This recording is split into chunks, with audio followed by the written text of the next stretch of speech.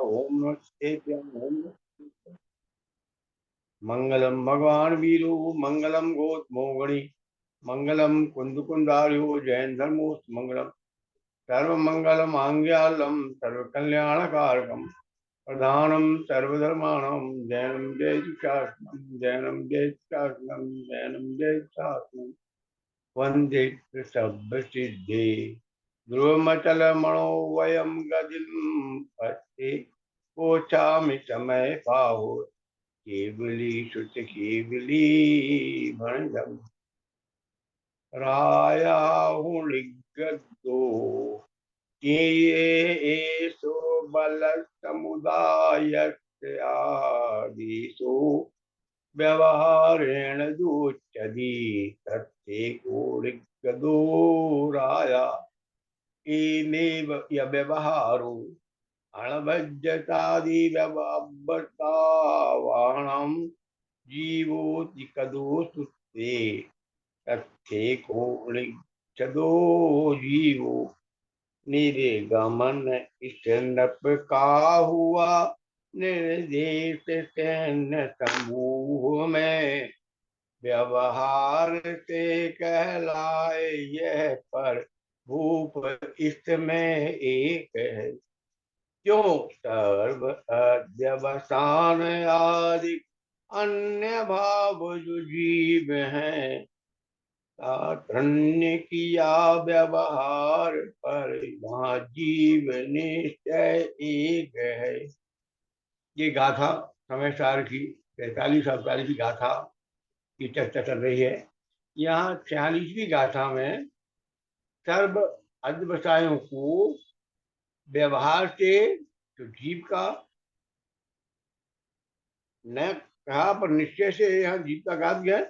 यह समस्त अध्यवसायी भाव जीव हैं ऐसा जो भगवान सर्वज्ञ देव ने कहा है वह यद्यपि व्यवहार नए से अभूतार्थ है। व्यवहार नए का उपदेश है। सब अध्यवसायी भाव हैं राग द्वेष मोह आदि विकारी भाव हैं वे सब जीव के हैं ऐसा व्यवहार नए से प्रतिपादित किया है। तथापि व्यवहार को भी बताया है इसलिए व्यवहार नए को जैसे मलेच्छ भाषा को के बिना मलेच्छ को समझाना अशक्य हो जाता है उसी प्रकार व्यवहारी जनों को व्यवहार के बिना समझाना अशक्य हो जाता है इसलिए उसे न्याय संगत ही कहा गया। परंतु व्यवहार नए न बताने जाने पर परमार्थ से अर्थात निश्चय से शरीर से जीव का भिन्न बताया जाने पर जैसे उदाहरण दिया जैसे भस्म को मसल देने से हिंसा का अभाव रहता है हिंसा नहीं होती है उसी प्रकार बंध का भी अभाव सिद्ध होगा तथा परमार्थ के द्वारा जैसे त्रिस्थावर जीवों की मसल देंगे जैसे भस्म के मसल देने से हिंसा का अभाव है उसी प्रकार स्थावर जीवों को निष्ठंकता मसलना अर्थात कुचल देने से भी हिंसा का अभाव ठहरेगा और इस कारण बंध का भी अभाव होगा और बंध का अभाव होगा तो मोक्ष का भी अभाव होगा। राग द्वेष मोह आदि विकारी भावों को यदि जीव का नहीं कहेंगे कर्म का ही कहेंगे पुगल का ही कहेंगे तो फिर मोक्ष और बंध की प्रभावता का भी अभाव हो जाएगा उस प्रकार का भेद का भी अभाव हो जाएगा। इस प्रकार की चर्चा 46वीं गाथा में हम कर चुके हैं। 46वीं गाथा का भावार्थ तो हम देखते हैं। परमार्थ से तो जीव को शरीर तथा राग द्वेष आदि से भिन्न कहा है यद्यपि इसी का एकांत ग्रहण किया जाए तो शरीर तथा राग द्वेष आदि वो पुद्गलमय सिद्ध हो जाएंगे कि पुद्गलमय सिद्ध हो जाएंगे व्यवहार से। यदि परमार्थ से तो वो पुद्गल के हैं पर व्यवहार से भी उन्हें पुद्गल का कहेंगे तो वो क्या होंगे वो पुद्गल के सिद्ध हो जाएंगे। फिर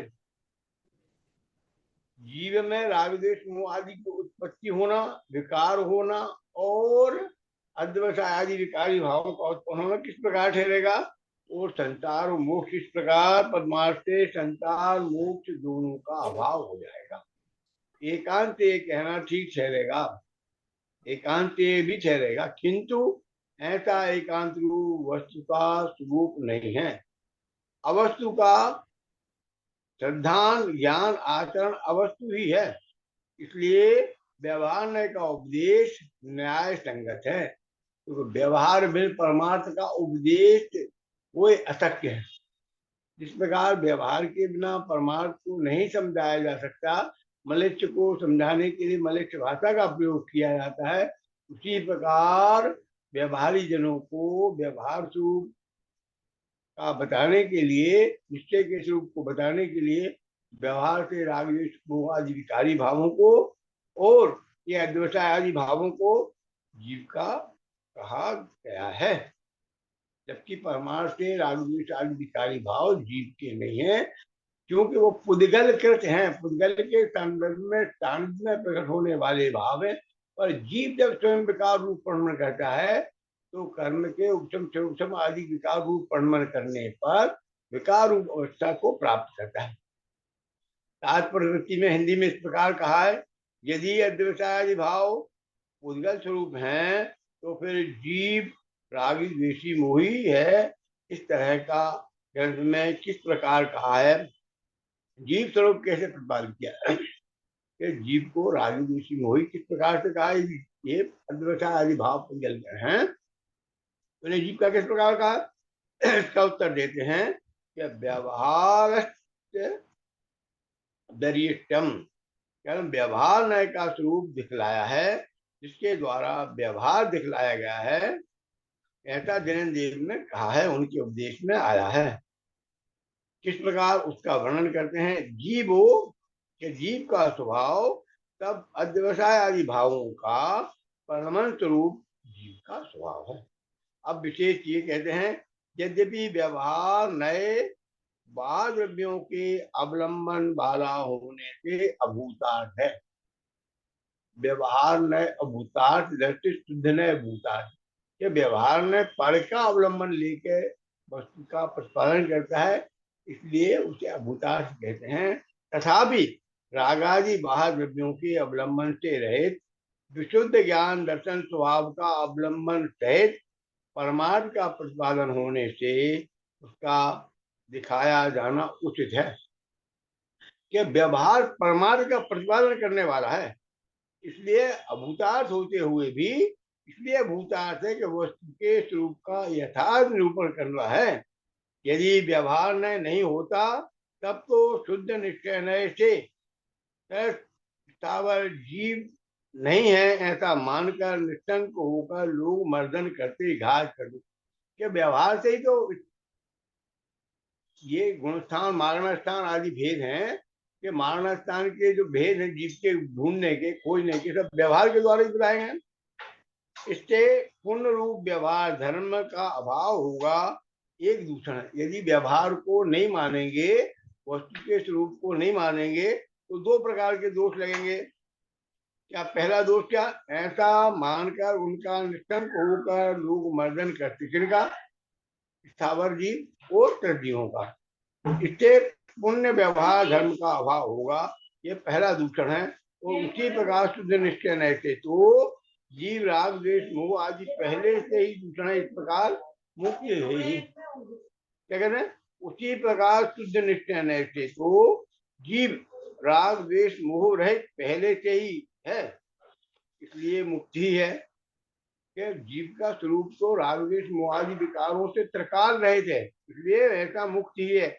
ऐसा मान कर फिर मोक्ष के लिए कोई अनुष्ठान नहीं करेगा, कोई प्रक्रिया नहीं करेगा, कोई प्रयास नहीं करेगा, इसलिए बंद मोक्ष का भी अभाव होगा, इससे मोक्ष का भी अभाव होगा, ये दूसरा दूषण है।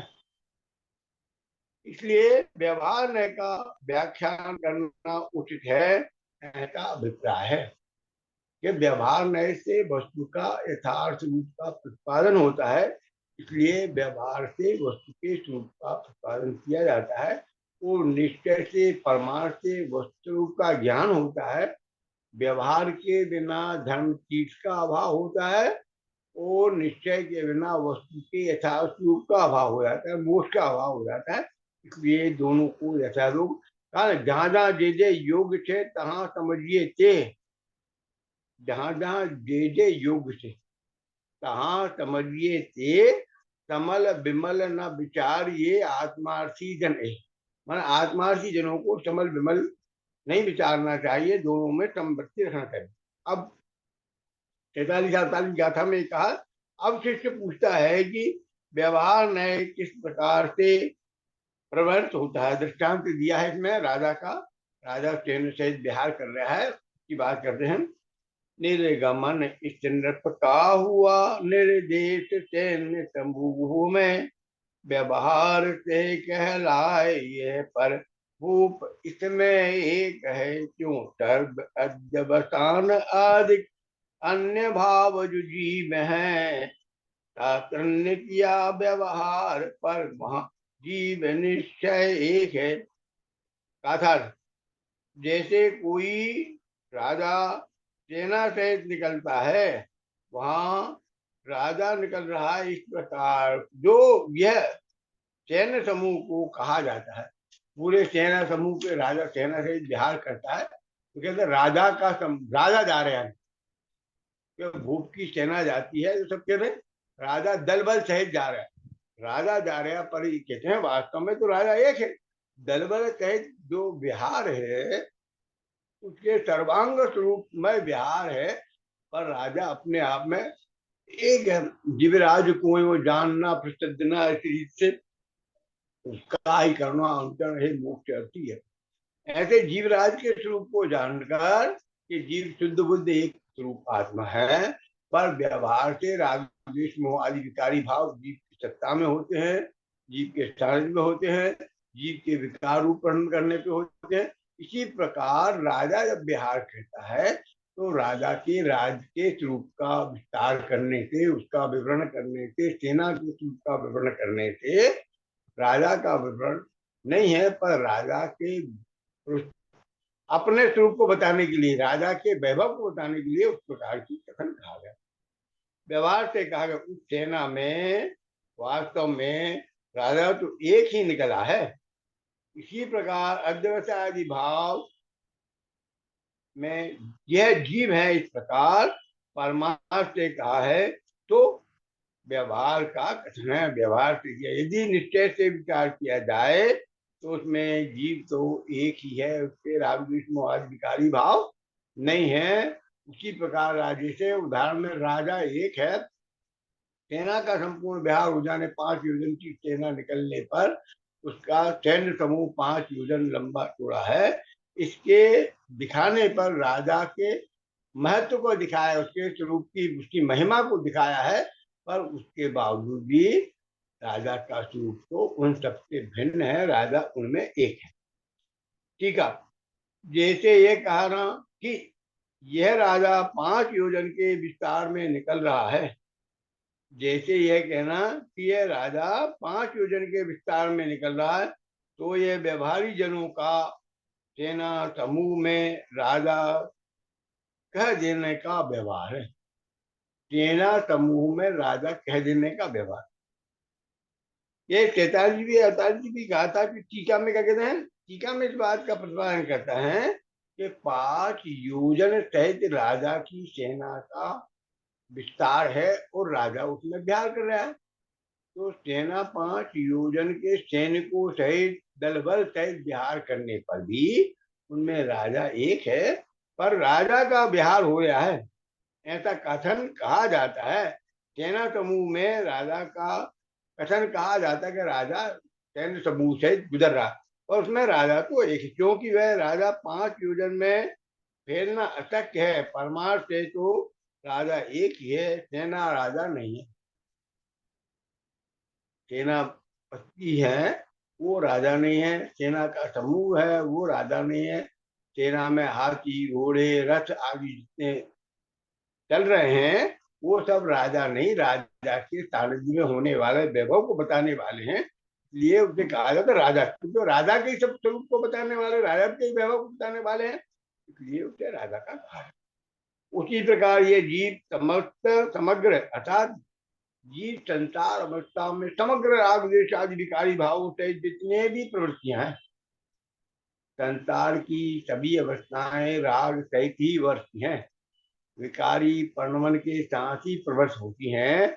इसलिए संसारी जीव की राग सहित समग्र अवस्थाएं में जो प्रवृत्त होता हुआ है, ऐसा कहना कि व्यवहारी जनों का अध्यवसाय आदि भाव में जीव कहने का व्यवहार है।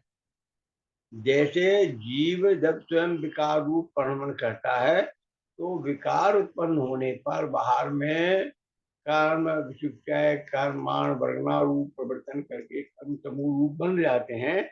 उसी प्रकार सेना के साथ विहार करने पर संपूर्ण सैन्य बल को राजा का कहा जाता है। इस प्रकार है कि जीव अलग है और वो जीव का विकार अलग है। उसके सानिध्य में होने वाला कर्म का संयोग अलग है, कर्म नो कर्म का संयोग अलग है, पर ये करने पर वो हुआ, होने पर होना, ना होने पर ना होना, ऐसा अनुनय संबंध होने से उसका कहा जाता है। क्योंकि एक जीव का समग्र राग ग्राम में व्याप्त होना असत्य है।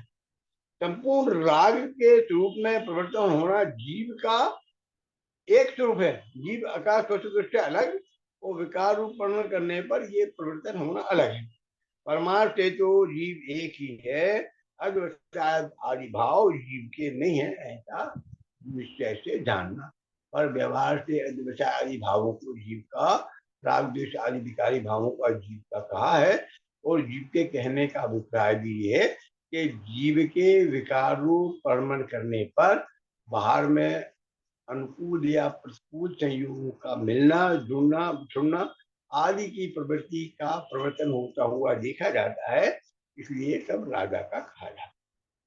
तात्पर्य की हिंदी टीका में कहा गया है कि अब व्यवहार नए किस दृष्टांत में प्रवृत्त होता है ये बतलाते हैं। राजा हूं निगदो एवो बल समुदाय आदेशो, अर्थात सेना के निकलने पर राजा ही निकल रहा है, यह व्यवहार से कहा जाता है। 5 योजन के विस्तार में सेना समूह को देखकर राजा जाता है, ऐसा कहा जाता है। ऐसा व्यवहार से ही कहा जाता है, निश्चय से तो वहां राजा एक ही है। इस प्रकार ये दृष्टांत हुआ। अब इस दृष्टांत से ही सिद्धांत कहते हैं। ये दृष्टांत का उदाहरण दिया कि जो सेना समूह सहित राजा विहार कर रहा है, तो उसे राजा कहते हैं। वो ये दृष्टांत से बताया, उसमें राजा अलग और सेना अलग है। इसको जिस प्रकार व्यवहार से राजा गमन कर रहा है ऐसा कहा जाता है, उसी प्रकार सिद्धांत की बात कहते हैं। एनेव या व्यवहारो अवज्जतादि अवर्णहो भावो। इसलिए इस प्रकार राजा के ही दृष्टांत को व्यवहार से कहा गया। क्या इसका व्यवहार किस प्रकार है? जीव से भिन्न। क्या अद्वैत आदि भाव कैसे हैं? जीव अलग है, अद्वैत आदि भाव अलग है, पर जीव के स्वयं विकार रूप परिणमन करने पर अद्वैत आदि भावों का संयोग हुआ है। जीव से भिन्न अद्वैत आदि भावों का तथा रागादि पर्यायों का व्यवहार है। जीवति कदो सुतो, इस प्रकार व्यवहार है कि रागादि भाव को व्यवहार से परमागम का या सूत्र में जीव का कहा है कि जीव को भी ये सूत्र में व्यवहार से परमागम में जीव का कहा है। रागादि भावों को, उन रागादि भावों के परिणामों के बीच जीव कौन है, कैसा है, यह निश्चय रूप से जानना चाहिए। शुद्ध निश्चय से भाव कर्म, द्रव्य कर्म, नो कर्म रहित, ये द्रव्य कर्म, भाव कर्म, नो कर्म जो है वो जीव के सानिध्य में जीव के विकार रूप कर्म करने पर होने वाली विशेष अवस्थाएं हैं, परंतु वह अलग है।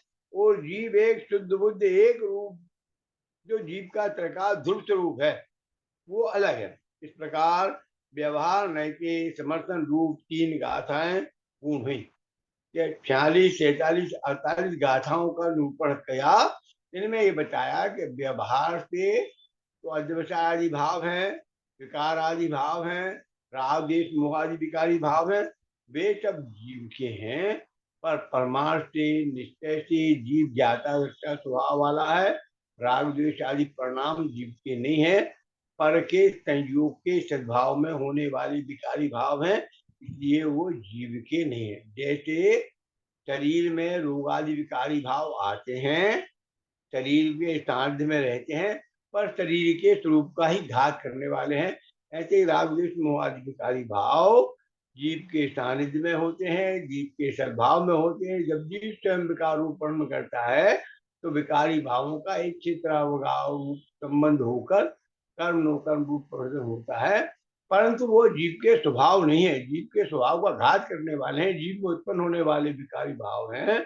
जैसे लाख पेड़ में उत्पन्न होती है, वो पेड़ का ही विनाश करती है, ऐसे ही रागादि विकारी भाव जीव में ही उत्पन्न होते हैं, जीव के साथ में ही रहते हैं और जीव के स्वरूप का ही, की सुख शांति का ही विनाश करते हैं, इसलिए वो जीव के नहीं।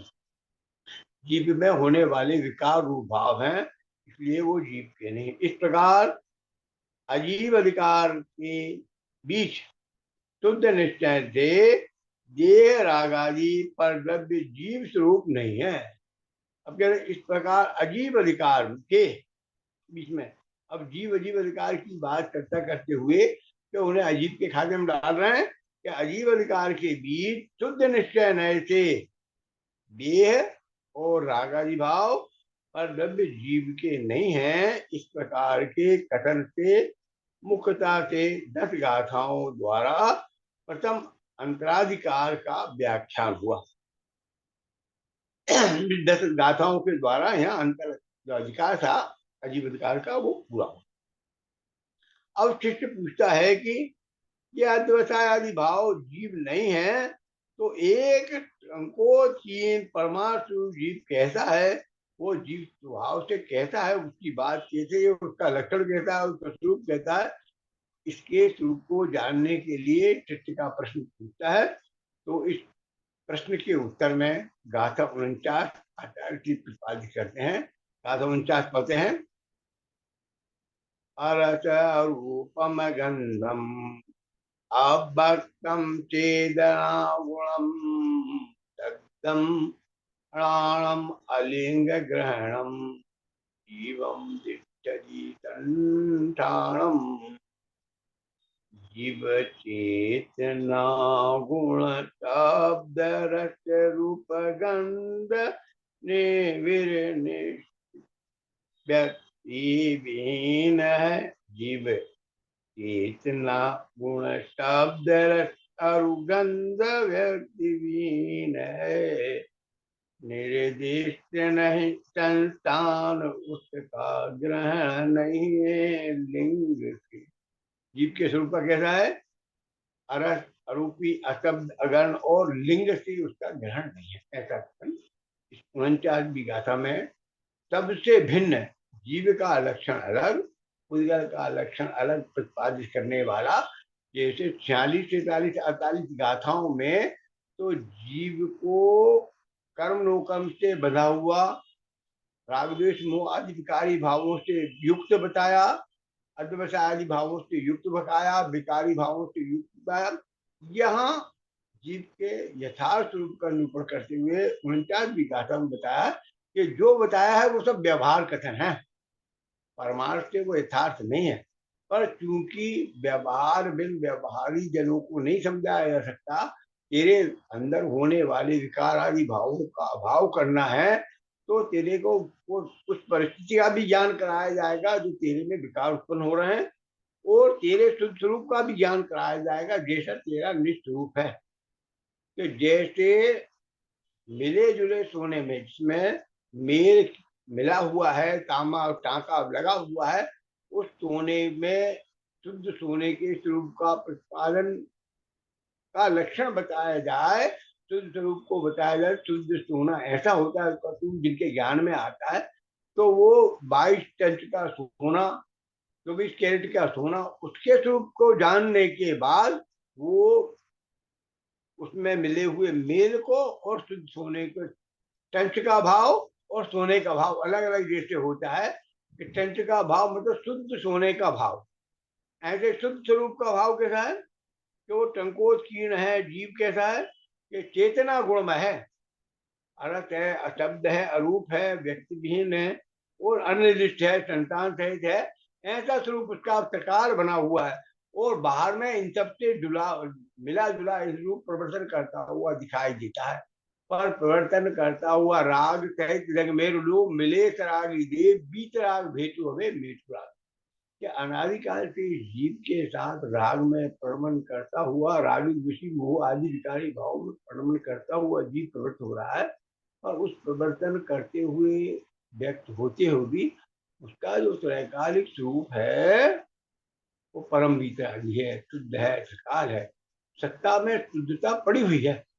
जैसे कपड़े में मेल आ जाने पर, लग जाने पर भी उसकी शुद्धता अक्षुण नहीं होती, उसके अंदर के स्वरूप में वो अक्षुण शुद्धता बनी हुई है, मेल रहित पना स्वभाव में बना हुआ है।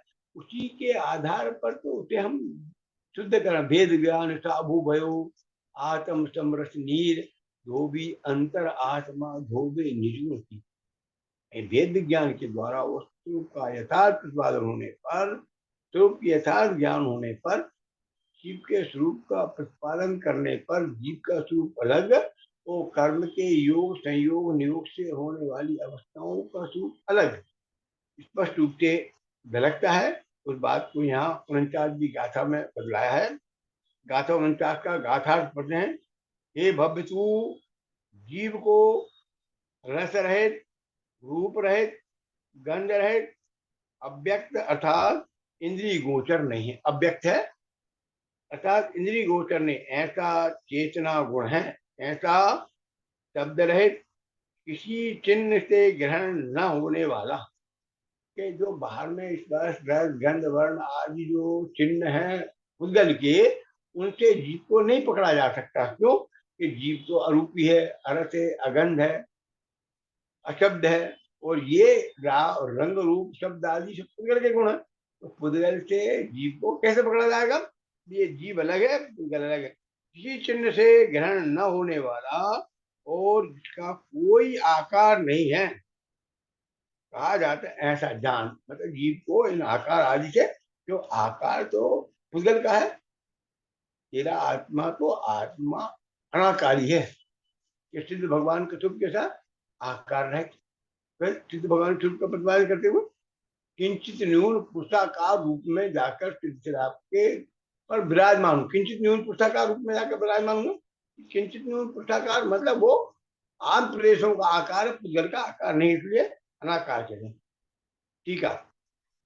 जीव निश्चय से पुद्गल से भिन्न है, इसलिए उसमें ये 5-6 उदाहरण दिए, रस के, रूप के, गंध के, स्पर्श के। ये 49वीं गाथा में स्पष्टीकरण दिया।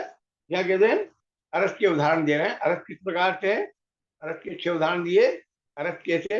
एक एक अरस, अरूप, अवगंध, जो गंध विहीन बताया उनमें सब में उदाहरण एक एक है। जीव निश्चय से पुद्गल से भिन्न, मतलब जीव और पुद्गल अलग है, तो जीव निश्चय से पुद्गल से भिन्न, इसलिए उसमें रस गुण विद्यमान नहीं है। कि पुद्गल में रस गुण है, स्पर्श दर्द वर्ण पुद्गल के गुण है, इसलिए वो जीव में नहीं है। अतः अब है अर्थ है एक बात की। अब दूसरी बात, पुद्गल के गुण से भी भिन्न है। क्या हुआ? कि पुद्गल से भिन्न है, उनके गुणों से भिन्न है। होने से स्वयं भी अरस रूप है, इसलिए अरस है। मतलब जीव में पुद्गल के गुण नहीं इसलिए, और उसका स्वरूप भी कैसा है कि उस रूप नहीं, उसमें रस गुण नहीं है, इसलिए रस है। परमार्थ से पुद्गल द्रव्य का स्वामित्व भी उसमें नहीं है, इसलिए द्रव्य इंद्रियों के अवलंबन से भी रस नहीं चखता। द्रव्य इंद्रियों से भी उसमें रस नहीं, भाव इंद्रियों से भी रस नहीं। बता रहे हैं कि द्रव्य इंद्रियों के आलम्बन से भी रस नहीं कि अंदर है नहीं, भी कैसे मालूम पड़ेगा? फिर कैसे आएगा? अतः अरस है। अब आगे कैसे भाव इंद्रिय की बात करते हैं। अपने स्वभाव की दृष्टि से देखा जाए तो उसमें उत्तम क्षोभतम छायक भाव का अभाव है। कि कर्म के अवस्था नहीं, तो ये उत्तम क्षोभतम छायक उदयक भाव आदि जो है वो सब कर्म के संयोग में होने वाली अवस्थाएं। और जीव के स्वभाव को स्वाभाविक दृष्टि से देखें तो इन कर्मों की अवस्था से रहित एकमात्र पारणामिक भाव स्वरूप जीव का परिणमन है। अपने स्वभाव की दृष्टि से देखा जाए तो उसमें चौपसमाधिक भाव का जीव भी अभाव होने से, ये चौपसमाधिक भाव का भी जीव में अभाव होने से वह भावेंद्रियों से अवलंबन से भी रस नहीं चखता।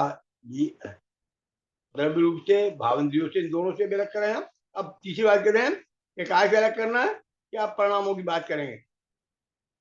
समस्त विषयों के विशेष में साधारण ऐसा एक ही संवेदना परिणाम स्वरूप, संवेदन है उसमें क्या, परिणाम स्वरूप स्वभाव सदा काल एक रूप परिणमन करता है। संवेदन, संवेदन तो ज्ञान तो अनुभव स्वरूप होने से वे केवल एक रस वेदन परिणाम को पाकर रस नहीं चखता। के परिणाम तो जीव के परिणाम जीव में है ना, तो रस के परिणाम, रस के ज्ञाता तो है वो, पर रस का अनुभव करने वाला नहीं है, के स्वरूप को नहीं चखता, इसलिए रस है। अब तो क्या कहते हैं, उसे समस्त ज्ञों का ज्ञान होता है, परंतु सकल ज्ञ गायक तरफ ही निजानंद रश्मि, सबको जानते देखते हुए भी, सब ज्ञों का आनंद का भोग करते हुए भी दिखने पर अपनी एकमात्र एकालिक स्वरूप आत्मा का ही आनंद का रसपान करता है ज्ञों पर, क्योंकि ज्ञ पुद्गल हैं, जड़ हैं, वो ये चेतन स्वरूप है, इसलिए उनका एक परस्पर विरोध है।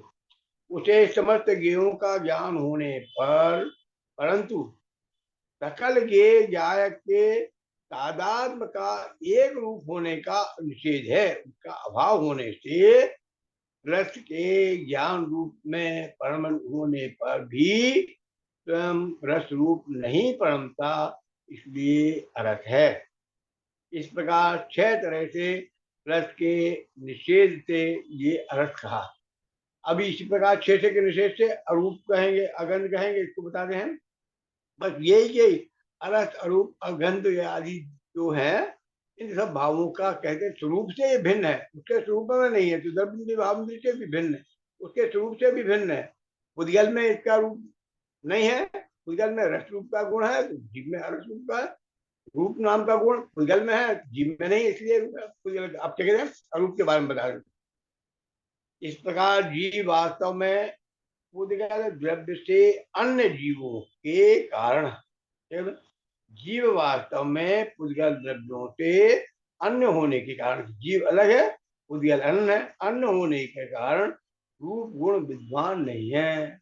रूप गुण किसका है, उद्गल का है। जीव में, जीव उद्गल के रूप से भिन्न है, जीव जुदा पुद्गल जुदा, यही तत्व को साथ और कछु विस्तार को यही को है कि जीव और पुद्गल की भिन्नता ही तो पूरा समय काल में है कि जीव त्रिकाल स्वभाव से पुद्गल से भिन्न है।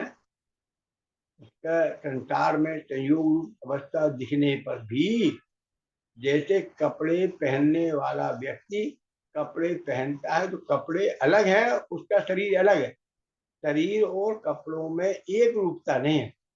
शरीर को ढांकने के लिए कपड़े पहने जाते हैं, पर शरीर से वो जुदा है, सदाकाल थे सदाकाल है और सदाकाल रहे। ऐसे ही जीव का स्वरूप उद्गल से सदाकाल भिन्न था, सदाकाल भिन्न है और सदाकाल भिन्न रहेगा। इसके स्वरूप में इस बार गंध वर्ण आदि है, उसमें ज्ञान दर्शन चेतना आदि है, इसलिए दोनों में अंतर है। क्या कहते हैं, इस प्रकार जीव वास्तव में उद्गल द्रव्य के अन्य होने के कारण उसमें रस गुण विद्यमान नहीं है, इसलिए अरस है। नंबर 1। नंबर 2, उद्गल द्रव्य के गुणों से भी भिन्न है, पहले उसका स्वभाव से भिन्न, अब क्या गुणों से भी भिन्न होने के कारण स्वयं भी रूप गुण नहीं होने से अरूपी है। परमार्थ से पुद्गल द्रव्य का स्वामीपना भी उसमें नहीं पाया जाता। पुद्गल द्रव्य का स्वामी पुद्गल है, जीव में पुद्गल द्रव्य का स्वामी तो स्वामी समझते नहीं है, नहीं होने से भी द्रव्य इंद्रियों के आलंबन द्वारा भी नहीं देखना पाते, नहीं आलंबन भी नहीं है, इसलिए भी अरूपी है। अब भाव इंद्रिय बताते हैं, ये द्रव्य इंद्रिय बता अपने स्वभाव की दृष्टि से देखने में आए तो चायोत्तम आदि भाव का भी उसे अभाव होने से, किसको, उत्तम से उत्तम चायिक भाव का भी जीव के स्वभाव में अभाव होने से वह भाव इंद्रियों के अवलंबन द्वारा भी रूप नहीं देख सकता, इसलिए अरूपी है। सकल विषयों के विशेष, अब कैसे चौथा कहते हैं, सकल विषयों के विशेषों से साधारण ऐसे एक ही संवेदन परिणाम रूप का स्वरूप होने से, माने कि सकल विषयों के विशेष में साधारण होने पर, के विशेष का परिणाम होते हुए साधारण एक ही के भाव का सदा में एक में विराजमान। जैसे मैंने बताया था कि आटे से बने हुए, गेहूं के आटे से बने हुई पूड़ी, पराठा, रोटी आदि अलग अलग दिखाई देने पर भी साधारण रूप से सब में आटा आटा आटा विद्यमान है। बस ऐसे ही सभी स्थितियों में, संसार की सभी रागमय स्थितियों में जीव के प्रणमन होते हुए, जीव सदाकाल उनमें पाए जाते हुए भी जीव का स्वभाव पुद्गल के स्वभाव से सदाकाल भिन्न है। जीव के गुण पर्याय पुद्गल के गुण पर्यायों से भिन्न है। जीव का प्रणमन पुद्गल के प्रणमन से सदाकाल भिन्न है। ऐसा सदाकाल एक विरूपता उन दोनों में पड़ी है। साधारण ऐसे एक ही संवेदन परिणाम रूप का रूप होने से वह केवल एक स्वस्वरूप संवेदन परिणाम ही प्रणमता है। तादात्म्य का निषेध होने से रूप के ज्ञान गुण परिणमन होने पर भी, निषेध होने से रूप में ज्ञान गुण परिणमन होने पर भी स्वयं रूप रूप से स्वयं रूप से नहीं प्रणमता, इसलिए अरूप है। ज्ञान उसके स्वरूप का स्वरूप तो देखता है, ज्ञान तो करता है, पर उस रूप प्रणमता नहीं है, इसलिए अरूप है। इस प्रकार 6 प्रकार से रूप का निषेध किया। अब इसी प्रकार 6 प्रकार से गंध का निषेध करेंगे। ये जितने बोल है उन सब में एक एक करके निषेध किया। अब अगंध की बात करें। इस प्रकार जीव वास्तव में पुद्गल से अन्न होने के कारण, जीव वास्तव में पुद्गल के अन्न होने के कारण, उसका स्वभाव पुद्गल का स्वभाव अन्न होने के कारण गंध रूप विद्यमान नहीं है, लिए अगंध है। पुद्गल द्रव्य के गुणों से भी भिन्न होने के कारण, अब पुद्गल द्रव्य के गुण कैसे हैं, वो अलग है, और जीव के गुण अलग होने के कारण भी स्वयं भी गंध गुण नहीं है, इसलिए गंध। पुद्गल के संबंधित नहीं है एक बात, और स्वयं में भी ऐसा गुण नहीं है, इसलिए दूसरी बात, इससे भी अगंध। परमार्थ से पुद्गल का स्वामी पना भी उसे नहीं होने से, जब पुद्गल का स्वामीपना पुद्गल में, जीव का स्वामीपना जीव में नहीं होने से वे द्रव्य इंद्रियों के अवलंबन द्वारा भी गंध नहीं सूंघता, इसलिए अगंध है। अब भाविंद्रियों की बात करते हैं। अपने स्वभाव की दृष्टि से देखने में आवे तो क्षोक्षमादि भाव का भी, ये स्वभाव की दृष्टि से उपसम क्षोक्षम भाव के उद्गलकृत होने से भी उसे अभाव होने से वह भाविंद्रियों के अवलंबन द्वारा भी गंध नहीं सूंघता, इसलिए अगंध है। सकल विषयों के विशेषों से साधारण होने पर, सकल विषयों के विशेषों से माना अलग अलग अवस्थाओं में परिणमन होने पर भी जीव सदाकाल एक रूप से उनमें व्याप्त होता है, इसलिए साधारण होने के वह संवेदन परिणाम रूप उसका स्वभाव होने से वह केवल एक गंध वेदना परिणाम को प्राप्त होकर गंध नहीं सूंघता, इसलिए अगंध है। मतलब उन परिणामों में परिणमता हुआ भी, व्याप्त होता हुआ भी उनको नहीं अंगीकार करता। उनका परिणमन अलग, इसका तो जानना जानना जानना जानना काम है। तो रब रस का परिणमन होगा जब जानेगा, रूप का परिणमन दिखेगा तब जानेगा, गंध का परिणमन होगा तब जानेगा, और उस रूप नहीं पड़ेगा। उसे समस्त गेयों का ज्ञान होता है, परंतु क्या जीव को समस्त गेयों का ज्ञान होता है, समस्त पर्यायों का ज्ञान होता है, परंतु सकल गे ज्ञान के तादात्म्य का निषेध होने से, गे ज्ञान संबंध का तादात्म्य पढ़ना नहीं है, जो वो पुद्गल तरफ अलग है, जीव तरफ अलग है, इसलिए तादात्म्य का निषेध होने से गंध के ज्ञान रूप परमन होने पर भी स्वयं गंध रूप से नहीं प्रणमता, अतः अगंध है। इस प्रकार 6 प्रकार से गंध का निषेध किया। इस प्रकार तभी आगे की भी, आगे किताब स्पर्श का निषेध करेंगे और फिर उसके बाद शब्द का निषेध करेंगे। इस प्रकार सब ढंग से निषेध चलेगा। आगामी इसी 43वीं 48वीं के बाद 49वीं गाथा जो आई है, वो सब प्रकार से जीव को उनसे भिन्न करती है। इस प्रकार की चर्चा इस गाथा में चलेगी। आगे कल फिर पुनः इसी गाथा को लेंगे कि आगे की चर्चा तो अशब्द और अर्थवस्त की बात है वो अपन कर लेंगे। निज निधि निज में बताई अनंत अनंत उपकार है, उसके लिए जगवाणी माँ को वंदना तत्बार है, वंदना तत्बार है, वंदना तत्बार है। नमो बुद्धाय नमो सिद्धाय।